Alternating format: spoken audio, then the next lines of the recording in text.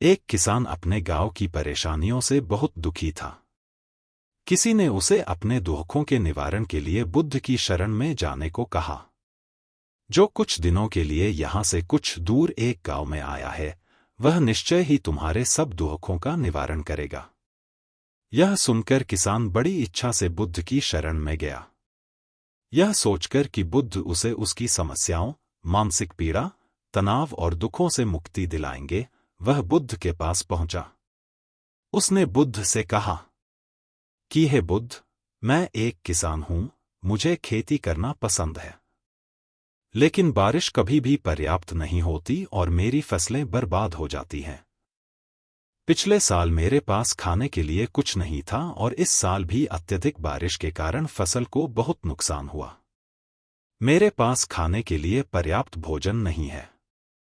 किसान ने कहा, मैं शादीशुदा हूं, मेरी पत्नी मेरा ख्याल रखती है, मैं उससे प्यार करता हूं, लेकिन कभी कभी वह मुझे बहुत परेशान करती है और घर में बहुत क्लेश हो जाता है, जिससे मुझे लगता है कि अच्छा होता अगर वह मेरी जिंदगी में नहीं आती। मेरे भी 2 बच्चे हैं, कभी कभी मेरे बच्चे भी मेरा अनादर और अवज्ञा करते हैं, मेरे निर्देशों का पालन नहीं करते। किसान लगातार बुद्ध को अपने दुखमय जीवन के बारे में ऐसी तमाम बातें बता रहा है। बुद्ध उस दुखी किसान की समस्या को ध्यान से सुनते रहे। अपनी जिंदगी की सारी परेशानियां बताने के बाद जब उन्हें राहत महसूस हुई तो वह चुप हो गए। अब उसके पास बताने के लिए कोई और समस्या नहीं बची थी। अब वह चुपचाप बैठकर बुद्ध की ओर देख रहा था और अपनी समस्या का समाधान पाने के लिए बुद्ध के उत्तर की प्रतीक्षा कर रहा था। लेकिन बुद्ध चुप थे। किसान ने फिर कहा, हे बुद्ध, मैं आपकी शरण में आया हूं, कृपया मेरे जीवन की इन समस्याओं का समाधान करें। बुद्ध ने कहा, मैं तुम्हारी कोई मदद नहीं कर सकता। किसान आश्चर्यचकित होकर बोला, अरे, यह आप क्या कह रहे हैं? सब कहते हैं कि आप सबके दुख दूर कर देते हैं। तो क्या तुम मेरी समस्याएं हल नहीं करोगे? इसलिए कि मैं एक गरीब किसान हूं। बुद्ध ने कहा, मुश्किलें हर किसी के जीवन में आती हैं, जीवन में दुख और परेशानियां आना स्वाभाविक है। व्यक्ति के जीवन में अक्सर उसके कर्मों के अनुसार परिस्थितियां बदलती रहती हैं, जिससे सुख, दुख, निराशा और क्रोध आता है। नए रिश्तों का बनना, पुराने रिश्तों का बिगड़ना, रिश्तों में मिठास और कड़वाहट, ये सब सामान्य है। यह जीवन का हिस्सा है और यह जीवन का चक्र है। हकीकत तो यह है कि हम सभी के जीवन में 83 प्रकार की कठिनाइयां हैं। इन कठिनाइयों का समाधान आप और मैं नहीं कर सकते, कोई नहीं कर सकता। जिंदगी और जिंदगी में बनने वाले रिश्ते स्थिर नहीं होते।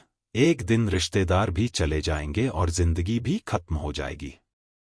लेकिन ये समस्याएं वैसे ही रहेंगी जैसे आज आपकी जिंदगी में हैं और कल किसी और की जिंदगी में होंगी। इस पर किसान अपना नियंत्रण खो देता है और क्रोधित हो जाता है और ऊंची आवाज में बुद्ध से कहता है कि हर कोई कहता है कि तुम्हें एक महात्मा, एक सिद्ध पुरुष, एक प्रबुद्ध व्यक्ति होना चाहिए। मैं इस विश्वास के साथ यहां आया हूं कि आप मेरी मदद करेंगे। यदि आप मेरी समस्याएं हल नहीं कर सकते तो मेरा यहां आना व्यर्थ था। हर कोई झूठ बोलता है कि वे समस्याओं का समाधान करते हैं। आपने मेरी एक भी समस्या का समाधान नहीं किया। तुमसे अच्छे तो वह महात्मा हैं जो 2 वर्ष पहले मेरे घर आए थे। उन्होंने मेरे लिए यज्ञ कराया, दान दक्षिणा दिलवाई और मेरे मन को असीम शांति मिली। कुछ सुख भी बढ़े और कुछ दुख भी कम हुए। लेकिन तुमने मेरी कोई भी समस्या हल नहीं की। तुमने मुझे सीधे तौर पर मना कर दिया। बुद्ध ने कहा, क्या वह सब करने से जीवन के सारे दुख समाप्त हो गए? इतना कुछ करने के बाद भी अब आप इतने परेशान क्यों हैं? अब आप पहले से भी ज्यादा दुखों से घिर गए हैं। तात्पर्य यह है कि जीवन में दुख कभी समाप्त नहीं होते। किसान बोला, तो क्या मैं मान लूं कि तुम मेरी मदद नहीं कर सकते? यदि आप ऐसी छोटी छोटी बातों का समाधान नहीं कर सकते तो आपके उपदेशों का क्या लाभ? बुद्ध ने कहा, मैं तुम्हारी 84वीं समस्या का समाधान तो नहीं कर सकता, लेकिन हाँ, मैं तुम्हारी 84वीं समस्या का समाधान अवश्य कर सकता हूं। किसान आश्चर्यचकित हो गया और बोला, 84वीं समस्या क्या है, बुद्ध? बुद्ध ने कहा, यानी कि तुम अपने जीवन में कोई समस्या नहीं चाहते। आपकी सारी समस्याएं इसी समस्या के कारण उत्पन्न हुई हैं। यदि आप इस तथ्य को स्वीकार कर लें कि जीवन में समस्याएं मौजूद हैं और समस्याएं जीवन का हिस्सा हैं, तो आप जीवन की समस्याओं से विचलित नहीं हो पाएंगे।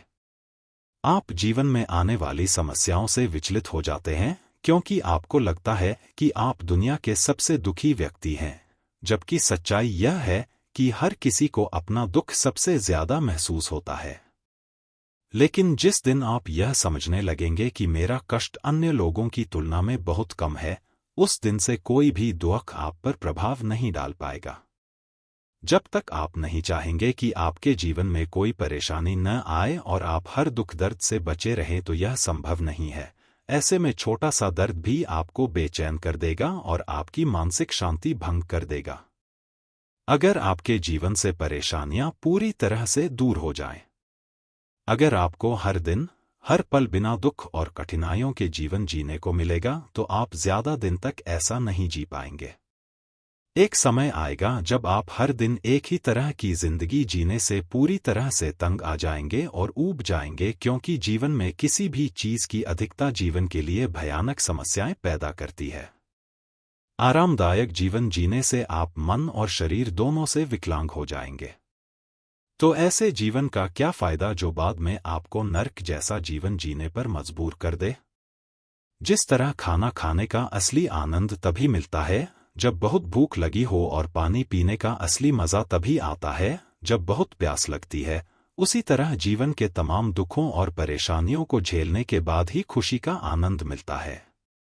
इसीलिए जीवन में सुख और दुख अलग अलग रूप में आते रहते हैं। हम चाहकर भी जीवन से सुख दुख को खत्म नहीं कर सकते, लेकिन उनसे इतना ऊपर जरूर उठ सकते हैं कि कोई भी बड़ी समस्या मन को विचलित न कर सके।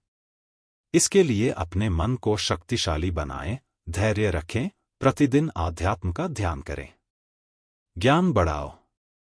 यह आपके जीवन की सभी समस्याओं का समाधान है। इसे जीवन की चतुर्मुखी समस्या का समाधान कहा जाता है। महात्मा बुद्ध का यह अद्भुत ज्ञान पाकर किसान संतुष्ट हो गया और उसका मन बिल्कुल हल्का हो गया। मन में जो समस्याएं परेशान कर रही थीं, उनके प्रति जिज्ञासा शांत हो गई। किसान ने अपनी आंखें बंद कर लीं और आनंद का अनुभव करने लगा। किसान को समझ आ गया कि वह अब तक क्या गलती कर रहा था और वह बुद्ध के चरणों में गिर गया।